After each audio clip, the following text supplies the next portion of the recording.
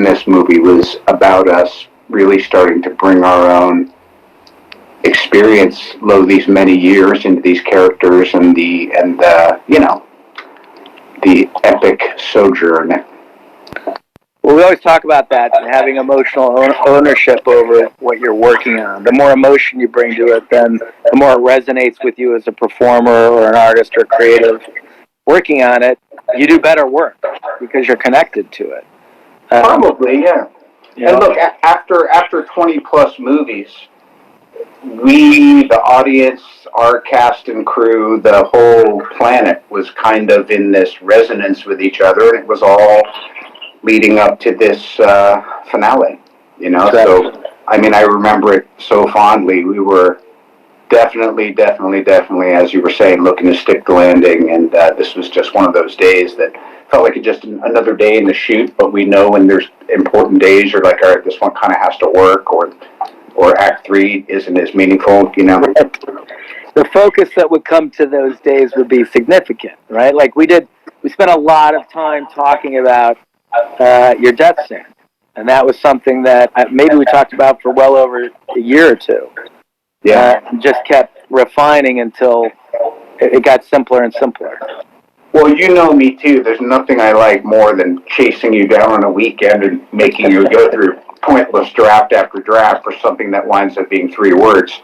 But it is that relentless pursuit, and I feel like at this point, and you could say the same. To me, it all was really starting with Civil War, when we were kind of taking chances within the genre, and then with Infinity War and Endgame, it was kind of like it was this 1, 2, 3 combo, and we were all in a real groove. And I think it was such a collaborative. It wasn't exhausting. It should have been exhausting, and it wasn't. Well, that's a great point, because this group, the chemistry between this group was incredible. And it's rare, and I talk about this a lot, it's rare to be able to work on a project in our business where you're with people for a decade, or the better part of a decade. Yeah. And it creates relationships that you don't traditionally get. Yes, it creates the kind of relationship where I give myself a little haircut, because I know you asked if I would do this today, and I was looking all over the house for where to go. I'm in the bathroom, and it's balancing on a toilet seat right now, because I was looking for an appropriate frame to match your lovely gray background. My background? I didn't put a ton of thought into this one. I was upstairs. It's like you said, though. Yeah, it was that desire. We all wanted to get in where we fit in. We all wanted to make you proud. We all wanted Kevin to know that we understood the gravity of what we were doing. And even though we're effing around half the time, I'd say 49% of the time, this was a real quality 51%. Yeah, we would certainly lock in, and there were many conversations had when, like you said, when you would lock in. There were lunches, there were Sundays. It's a 24/7 commitment for a year straight. Yeah. To pull it off, because the clock is ticking constantly. Oh, come on, dude! And look, at this point in the shoot, as is well documented, you and your dear brother were. I mean, it was like doing a push-up contest after a marathon. Yeah. And there's something about that when you lead from the front, the way you two did. You're kind of like, well, then I got to be working weekends, and I got to put my best foot forward too. So again, I commend you. It's why we stayed so close to this day. It's why I love your family. It's why I'm talking to you whether we got business to do or not, because we forged that bond. Well, same, sir. Right. Thanks. And that's that. Is that a good spot to end it? Whatever you want. Yeah, I mean. How long do you want to hang out for? I'll keep you here forever. Until someone needs to use this toilet. All right, good. I've got you. Let's say 5 more minutes. You know me. I like to offer the world and then start creating boundaries. And then dial it back. That was a very touching speech, by the way. And it is true. It's like we all know you have one shot at this, and I think we all know how fortunate we were to be working on something that had this kind of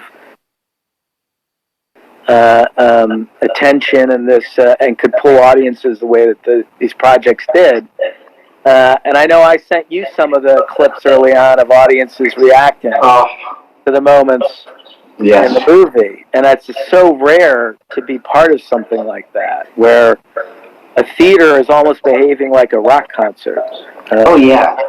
And look, I mean, speaking of cultural stuff, not to drop names, but I was talking to Paul Thomas Anderson the other day, and I think he said that he was going back and YouTubing early screening audience reactions to this just because he wanted to remind himself of the power of cinema. And this is arguably, you know, one of our greatest American filmmakers ever. So it was one of those things that continues to really, it transcends taste and just becomes this thing that we all know is you know, super significant. And nowadays, you know, I mean, this uniting against a common challenge thing, I mean, come on, it's become ridiculously poignant. Well, it's without question. I think that's the most significant aspect of it is it's these stories of their ability to unite people globally, which is which is a rare amount of things that can do that that aren't tragic. Yeah, where are we at in the movie now? What scene is it? We are at. This is you. Here, I'm going to show you. Oh. Can you see it? Oh man. Oh man. Yeah. This was another one of those. I mean, there were a lot of days where we had to lock in on this one, right? Oh yeah. To me, it was all about when you'd set up the shot, and I said, no, I got to pass him and then back up. And you're like, all right, reframe. Yeah, you're right. We can't just do another Tony Stark pull-up. But again, I hand this one to Chris Evans. I hand it to Chris. It was all about him forgiving me for not forgiving him so we can start getting ready to, who knows, you know, maybe throw in the towel for whatever we got to do. And it wasn't just the idea of the hatchet, it was bearing the hatchet and taking up the cross together. So it was a complex scene. Of course, it was Atlanta and it was hot and all that, but I remember some of the hardest stuff, I don't know, you made it easy. Is resentment is corrosive? Is that a Robert? I'm sure it's some mental health phrase that's been tossed at me here and there. Yeah. Well, for me, it became every time I heard it, I was like, "Well, that's so emblematic of the relationship." So, you know, that's the the value of a Downey improv. Yes. My eyesight at middle age now, officially, even mid-50s, is failing, but I can see all these little dots and hearts and stuff and love and all that around. Yeah. And, you know, I mean, we were so fortunate to be these big-hearted apex predators with this franchise, and it's one of those things you can't express enough gratitude for it. No, you can't, and it is, and it's great to have everyone on here watching and participating. And can you believe it's been a year? It feels like a lot. Well, yeah, a lot has happened.